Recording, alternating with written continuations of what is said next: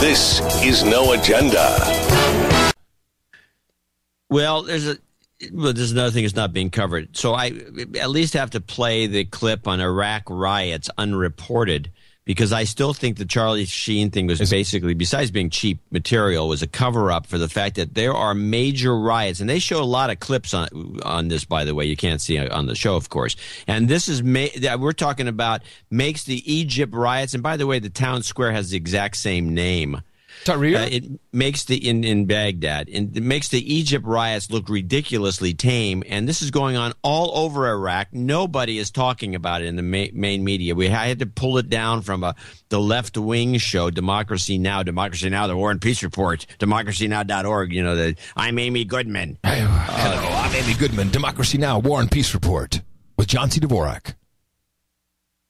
So anyway, this is a report pretty much summarized. Well, the U.S. has sharply criticized Libya for brutally cracking down on protesters. It's remained noticeably silent on the recent attacks against Iraqi dissidents. On Friday, tens of thousands of protesters participated in Iraq's largest protest in years. They demanded an end to corruption, shortages of jobs, food, power, and water.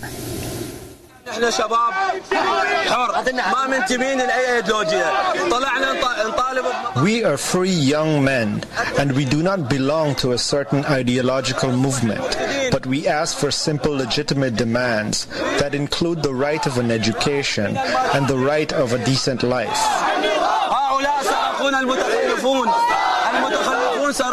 We are educated youths. There are a number of college students among us. The government has stolen our dreams. We are young men without dreams. Although the protests were largely peaceful, authorities fired water cannons, sound bombs, live bullets to disperse the crowds as Iraqi army helicopters buzzed overhead. Officials estimated 29 Iraqis were killed, including a 14-year-old boy. Deaths were recorded in at least 8 places across Iraq, including Fallujah, Mosul, and Tikrit. Then on Sunday, U.S.-backed Iraqi security forces detained about 300 people, including prominent journalists, artists, and lawyers who'd taken part in the rallies. 4 journalists who were later released said the soldiers from an army intelligence unit handcuffed, blindfolded, beat, and threatened them with execution. They were held in a room where hundreds of people sat on the floor with black hoods over their heads. Many were groaning, their shirts bloodied. The crackdown comes on the heels of Human Rights Watch report that singled out the targeting of journalists as a significant and ongoing problem in Iraq. In addition to journalists, women and detainees are suffering from increased human rights violations. We turn now to Raed Jarrar, an Iraqi-American blogger, political analyst. He's joining us from He was a blogger. Iraq.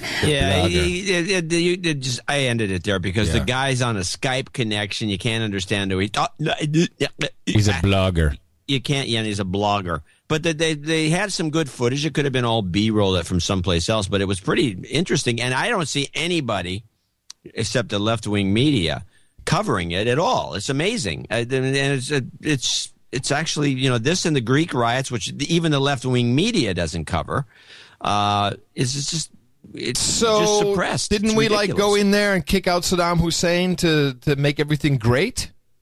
Yeah, apparently we did a crappy job. We So did a crappy job, and you can blame Ted Rumsfeld for the whole thing.